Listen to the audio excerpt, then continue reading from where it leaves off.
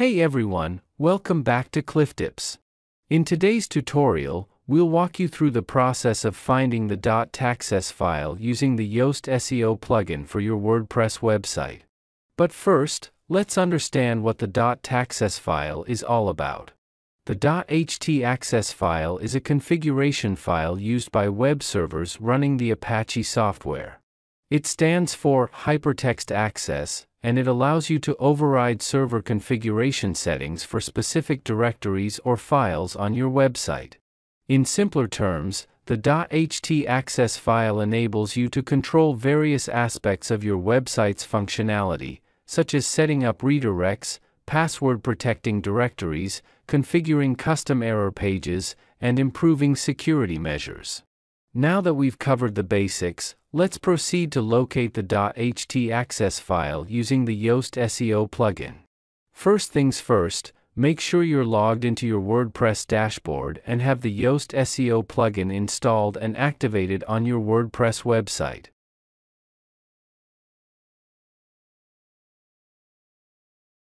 Navigate to Yoast SEO on the left side menu.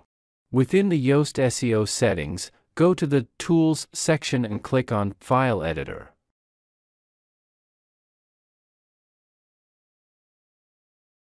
Scroll down and look for the htaccess file tab.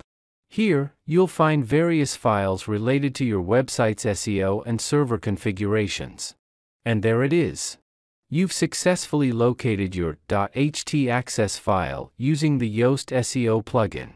From here, you can make necessary changes to your htaccess file, such as adding redirects, setting up caching rules, or enhancing your website's security measures.